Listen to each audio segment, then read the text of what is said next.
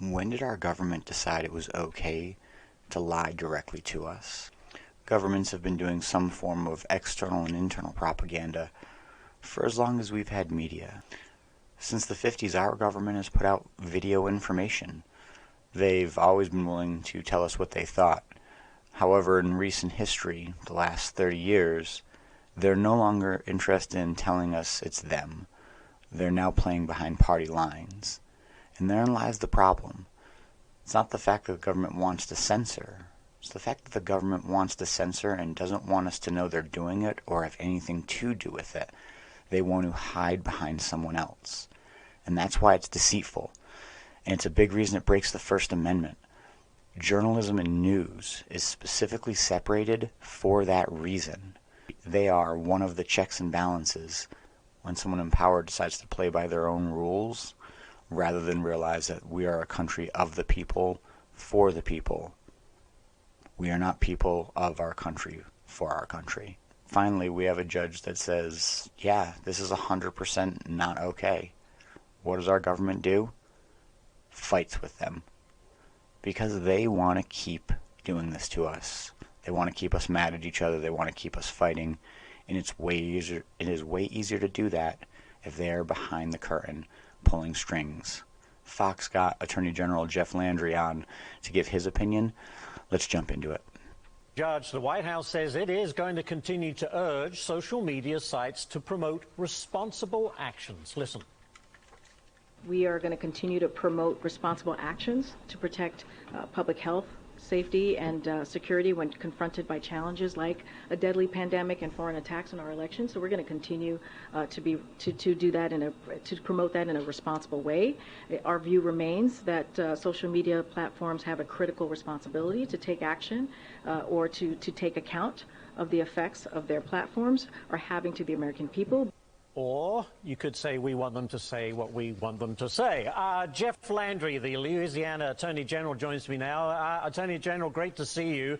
And in fact, you spearheaded this ban. Well, now the DOJ has already appealed and has asked to put that court order on hold.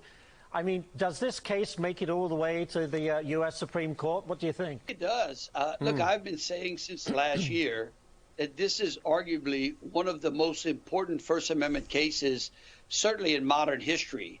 I mean, what we're seeing is a transition from the real and physical public square to a virtual public square, and the First Amendment should be transposed from one to the other. I mean, you don't get an exception to the First Amendment because we have a pandemic. You don't get an exception to the First Amendment if we're at war. I mean, for all of our history, the government has been able to maneuver around that without suppressing the rights of its citizenry. And under this court case, this judge does an unbelievable job in 154 pages of laying out how the government is trying to muzzle its citizens. Yeah, and they kind of hide behind, say, the COVID issue because they use that clearly to curb any views of which they disagreed with. And I think that kind of shook up the social media companies who felt, you know, we've got the administration on our back, so they caved to them. And that's, as to your point, that's a dangerous precedent to set. That's correct. I mean, look, that's a violation of the First Amendment. If the government creates an agency, if they coerce some person, some private actor, to basically engage in conduct that otherwise they would be prohibited from under the Constitution, then guess what? That's a violation. We've got plenty of Fourth and Fifth Amendment cases that the Supreme Court has handed down in that vein, and that's what the judge found. You know, let me ask you about this. President Obama's Attorney General, going back now, Eric Holder, he's also weighing in on the ban. He calls the decision from the court stupid and potentially dangerous. I don't understand that. How do you respond? Look, again, that's what they like to confuse this. Nothing in this order prevents the government from giving out and putting out information to its citizenry. No one's trying to silence the government. We're just trying to keep the government from silencing citizens. Yeah, that's a very good point. So to your point, it's not dangerous at all. No, it's not dangerous at all. The government is free to go out there. The problem is that the Americans have lost more and more credibility with the government. In other words, they just don't believe the government anymore. Right. Why? Because the government does things, and then they do one thing, and then they do another. They say one thing, and it turns out not to be true.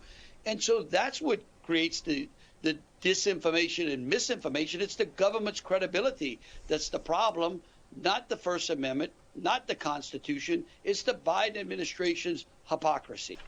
It is not just the Biden administration's hypocrisy. It is the federal government's hypocrisy, spearheaded by the Democrats, but the spear is still held by Republicans. The federal government has gone so far on one side of believing it knows what's best for its people that it almost can't come back. This is a fight for all information. Can information be dangerous? That's a bad question. Our limbic system is wired 75% towards fear and to protect us from danger. So to ask if knowing something could be dangerous, it's obviously a yes. There are evil people and stupid people in the world that could use that information for evil. This is an argument about knowing who is telling us what and our ability to say what we think. We put the light of truth and information on it and we can all find out. But when the government can secretly ban private citizens from speaking, therein lies the problem. The government could put out a list saying, hey, these people are all bad, and they give information that we don't believe. Then the government's taking accountability for what it's saying, and journalism and private citizens can argue against that, and then everyone can decide what the truth is.